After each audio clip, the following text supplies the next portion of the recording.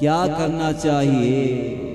एकमात्र शरण्या, उपास्या, आराध्या, ध्यान करने योग्या, सुमिरन करने योग्या, जप करने योग्या भगवती जगदम्बिका, श्री राजराजेश्वरी, भगवती भुवनेश्वरी, श्री दुर्गा ही हैं, पराम्बा हैं, वही ललिताम्बा। उनकी शरण ग्रहण करनी चाहिए। जिनकी हम कथा सुन रहे हैं, जिनके भक्तों की कथाएं सुन रहे हैं, क्यों सुन रहे हो कि नहीं?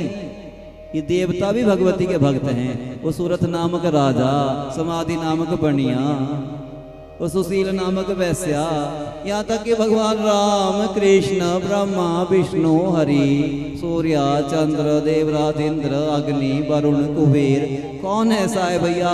यहाँ तो नागों ने, गंधर्वों ने, यक्षों ने, किन्नरों ने, सर्पों ने, मनुष्यों ने, तो हमारी तो बात ही क्या है? हमारे लिए तो और कोई गति ही नहीं है। सबने ही भगवती की आराधना की है और तभी कुछ बढ़िया पाया है, श्रेष्ठ पाया है, ज्येष्ठ पाया है, सर्वोत्कृष्ट पाया है। तो क्या करना चाहिए? दुर्गा दुर्गार्ति शमनी, दुर्गापद विनिवारिणी, दुर्गम छेदिनी, दुर्ग साधिनी, दुर्ग नाशिनी। दुर्गा जिसे किसे कहते हैं?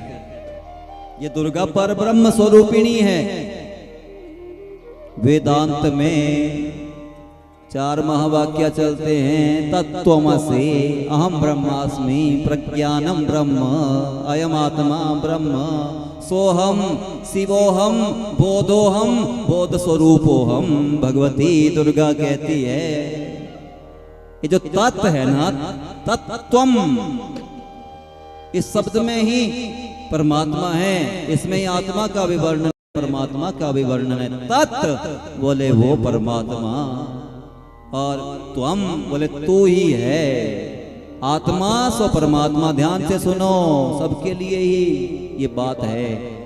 जो ये है वही तुम हो, जो ब्रह्म है वही जीव है, वैसा ही जीव भी है। जो गुण परमात्मा में है वही आत्मा में भी है। भगवती भी कहती है, ये जो अभी ये हिमालय, पर्वतराज हिमालय को उपदेश दिया है सप्तम स्कंद में, भगवती का प्रागट्य हुआ है। आगे चलकर कथा आएगी।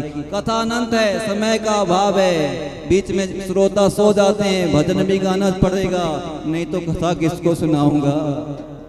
पर फिर भी जैसा भगवती करवा रही है, भगवती कहती है तत्त्वम, तत्त्वमसि।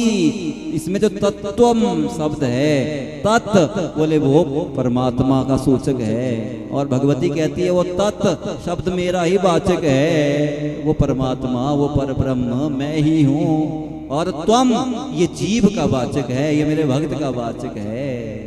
तो इसलिए कोई वेदांत का भी अभ्यास करता है, अभ्यासी है, कोई ध्यान करने वाला है, या यम नियम आसन प्राणायाम प्रत्याहार धारणा ध्यान समाधि, इसका जो अभ्यास करने वाला है वो मेरे ही तत्व का अभ्यास कर रहा है। उसकी प्राप्ति का विषय भी मैं ही हूँ। तो ऐसा नहीं केवल हलवा पूरी की बात देवी भागवत में, परम तत्व की बात है।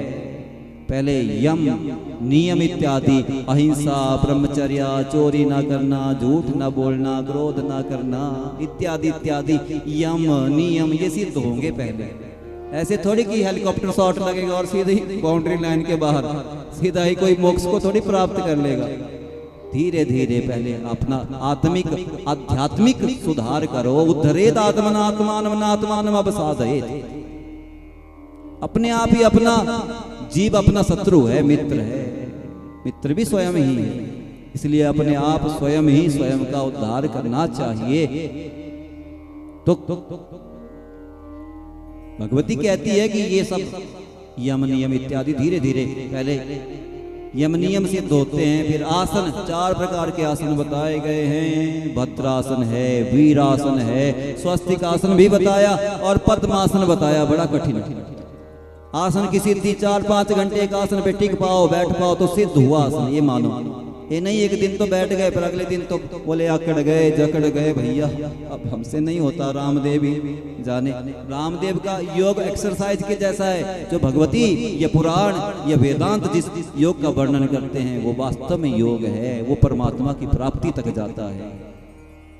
ये तो लोग यहाँ तो जाते हैं बीमारियां भगाने के लिए, परंतु ये योग है, यहाँ बीमारियां तो अपने आप भाग जाती है। पर लक्ष्य है प्रणवो धनु आत्मा शरो ब्रह्म तरु लक्ष्यम उच्यते।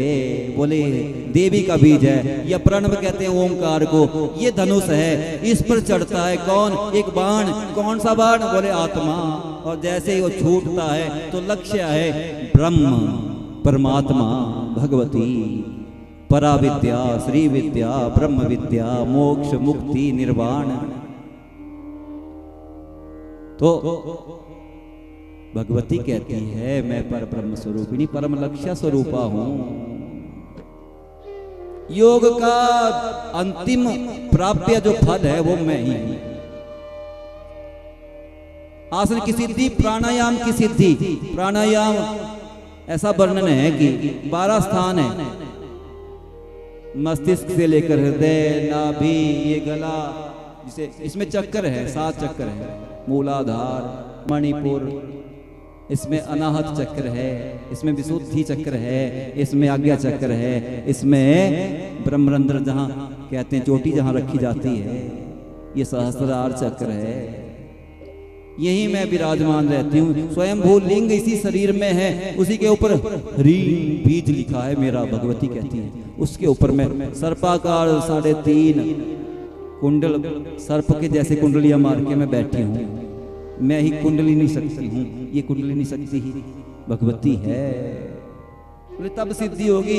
12 स्थानों में वायु रोकी जाती है, फिर धीरे धीरे ध्यान, धारणा, समाधि। धारणा कही गई 12 प्राणायाम, 12 स्थानों में वायु रोकना और 12 बार ये आवृत्ति, और ध्यान करते हुए भगवती का एक एक अंग में 10 महाविद्याओं का ध्यान, दुर्गा का ध्यान, या चक्रों के जो देवता है शिव और शक्ति का ध्यान। ये वर्णन भगवती ने अभी सप्तम स्कंद में किया है। तो ऐसा मत समझना कि केवल देवी की आराधना भौतिकवाद तक ही सीमित है, कि आपको बस केवल धन दौलत, ऐश्वर्य, श्री विद्या, कीर्ति, उदारता, अच्छा परिवार, बंधु, पुरजन, परिजन चाहिए तभी करनी चाहिए। नहीं, यदि आपको जिज्ञासा है उस ब्रह्म ज्ञान की, परम तत्व की, तब भी आओ शरण में। जगदम्बिका आपको स्वीकार करेगी, आपका कल्याण होगा। जगदम्बिका भवानी की